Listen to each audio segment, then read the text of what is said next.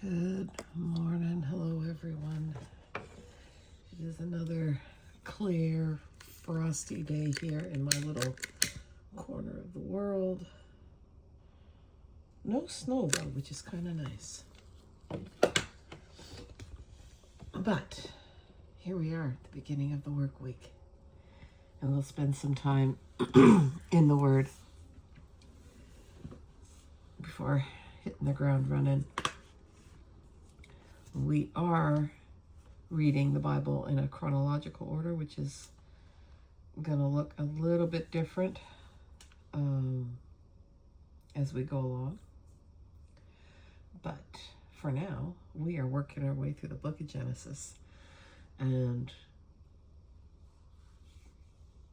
Jacob has had dreams and now made his brothers dislike him intensely, so they sold him into slavery, and he did well in Egypt as a slave and got promoted, and somebody had it in for him, so now he's in jail.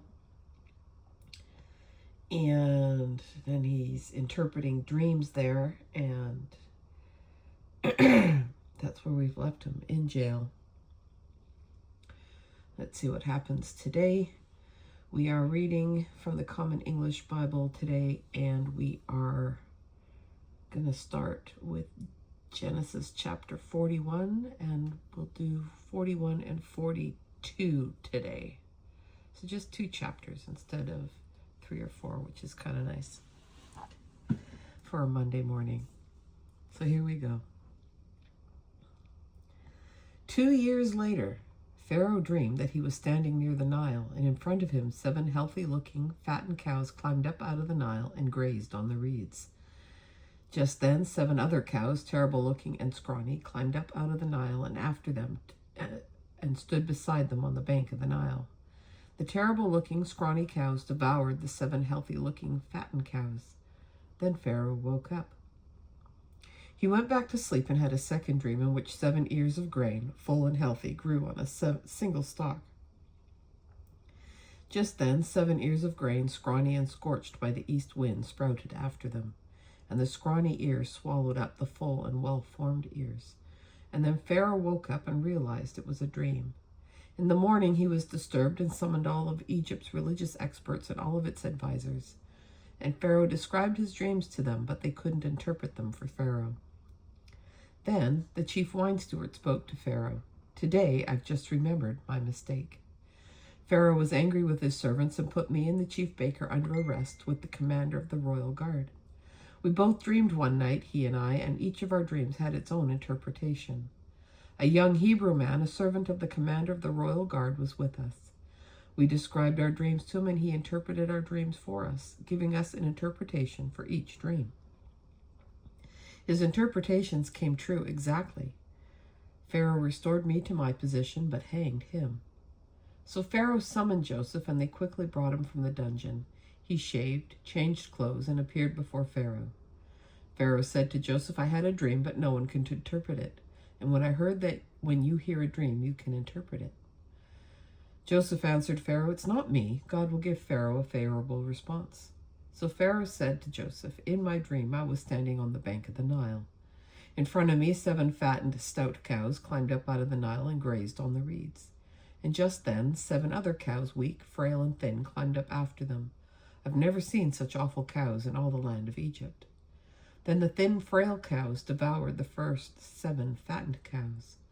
But after they swallowed them whole, no one would have known it. They looked just as bad as they had before. Then I woke up. I went to sleep again and saw in my dream 7 full and healthy ears of grain growing on one stalk.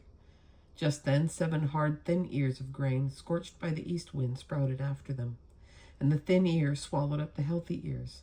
I told the religious experts, but they couldn't explain it to me." Joseph said to Pharaoh, "Pharaoh has actually had one dream. God has announced to Pharaoh what he is about to do. The 7 healthy cows are 7 years, and the 7 healthy ears of grain are 7 years. And it is actually one dream. The 7 thin and frail cows climbing up after them are 7 years, and the 7 thin ears of grain scorched by the east wind are 7 years of famine.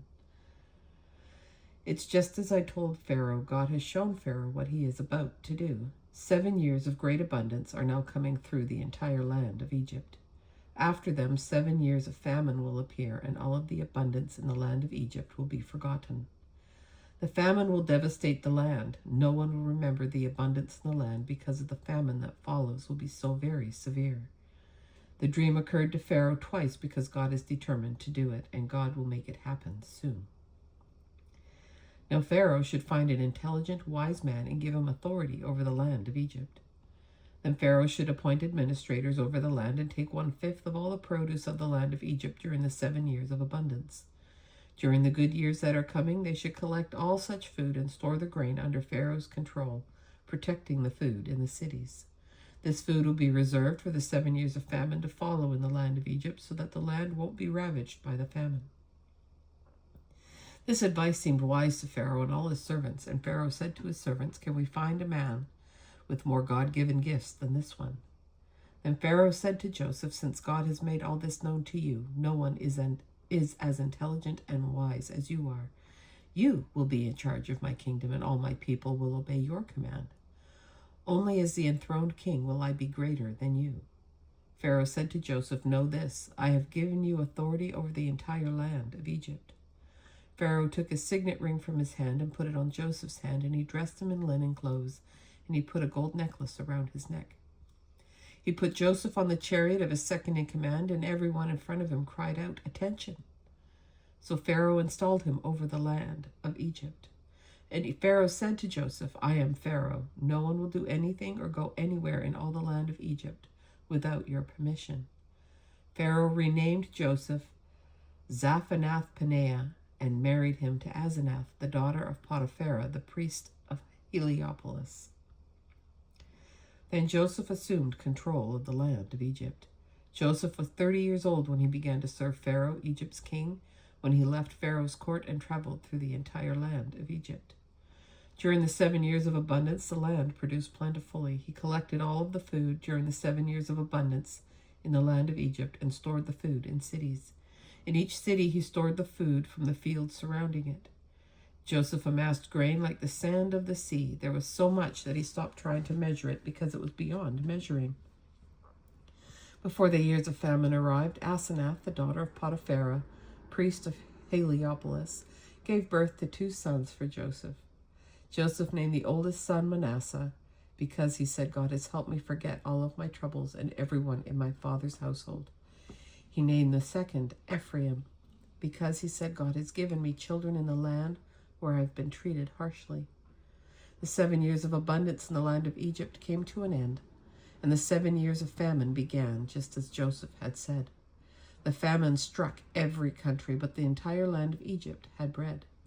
When the famine ravaged the entire land of Egypt and the people pleaded to Pharaoh for bread, Pharaoh said to all of the Egyptians, "Go to Joseph and do whatever he tells you."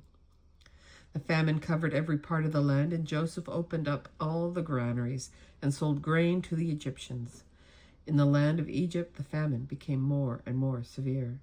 Every country came to Egypt to buy grain from Joseph because in every country the famine had also become more severe. When Jacob had learned that there was grain in Egypt, he said to his sons, "Why are you staring blankly at each other? I've just heard that there's grain in Egypt. Go down there and buy some for us so that we can survive and not starve to death." So Joseph's 10 brothers went down to buy grain in Egypt. However, Jacob did not send Joseph's brother Benjamin along with his brothers because he thought something bad might happen to him. Israel's sons came to buy grain with the others who also came since the famine had spread to the land of Canaan. As for Joseph, he was the land's governor, and he was the one selling grain to all the land's people. When Joseph's brothers arrived, they bowed down to him, their faces to the ground. When Joseph saw his brothers, he recognized them, but he acted like he didn't know them. He spoke to them with a harsh tone and said, "Where have you come from?" And they said, "From the land of Canaan to buy food." Joseph recognized his brothers, but they didn't recognize him. Joseph remembered the dreams he had dreamed about them, and he said, "You are spies. You've come to look for the country's weaknesses." And they said to him, "No, master, your servants have just come to buy food. We are all sons of one man. We are honest men, and your servants aren't spies."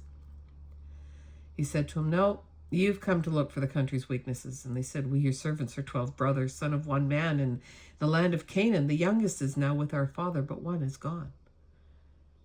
Joseph said to them, "It's just as I've said to you, you are spies. But here's how to prove yourselves. As Pharaoh lives, you won't leave here until your youngest brother arrives. Send one of you to get your brother, but the rest of you will stay in prison. We will find out if your words are true, and if not, as Pharaoh lives, you are certainly spies." He put them all in prison for 3 days. On the 3rd day, Joseph said to them, "Do this, and you will live, for I am a God-fearing man. If you are honest men, let one of your brothers stay in prison, and the rest of you go. Take the grain back to those in your households who are hungry. But bring your youngest brother back to me so that your words will be proved true and you won't die." So they prepared to do this. The brothers said to each other, "We are clearly guilty for what we did to our brother when we saw his life in danger and when he begged us for mercy, but we didn't listen. That's why we're in this danger now." Reuben responded to them, "Didn't I tell you, don't do anything wrong to the boy? But you wouldn't listen, and now this is our payback for his death." They didn't know that Joseph was listening to them because they were using an interpreter. He stepped away from them and wept. When he returned, he spoke with them again. Then he took Simeon from them and tied him up in front of them. Then Joseph gave orders to fill their bags with grain, to put back each man's silver into his own sack, and to give them provisions for their trip. And it was done. They loaded their grain onto their donkeys and they set out. And when they stopped to spend the night, one of them opened his sack to feed his donkey, and he saw his silver at the top of his sack. He said to my brothers, "My silver's been returned. It's right here in my sack." Their hearts stopped. Terrified, they said to each other, "What has God done to us?" When they got back to their father Jacob in the land of Canaan, they described to him everything that had happened to them. "The man, the country's governor, spoke to us with such a harsh tone and accused us of being spies in the country. We told him we're honest men, not spies. We are 12 brothers, all of our father's sons. One of us is gone, but the youngest is right now with our father in the land of Canaan. The man, the country's governor, told us, 'This is how I will know you are honest men. Leave one of your brothers with me, take grain for those in your households who are hungry, and go. But bring back your youngest brother to me. Then I will know that you are not spies, but honest men. I will give your brother back to you, and you may travel throughout the country.' When they opened their sacks, each man found a pouch of his silver in his sack, and when they and their father saw the pouches of silver, they were afraid. Their father Jacob said to them, 'You've taken my children from me. Joseph's gone, Simeon's gone, and you are taking Benjamin. All this really can't be happening to me.' Reuben said to his father, 'You may put both of my sons to death if I don't bring him back to you. Make him my responsibility, and I will make sure he returns to you.' But Jacob said to them, 'My son won't go down with you because his brother's dead, and he's been left all alone. If anything were to happen to him on the trip you are taking, you would send me, old as I am, to my grave in grief.'"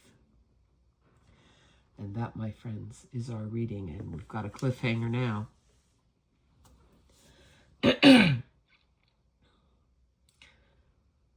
So, I hope you have a great day. We have just completed our reading for January 26th. Holy mackerel, there's only a few days left in this month. And we'll see you again tomorrow. Take care, and bye for now.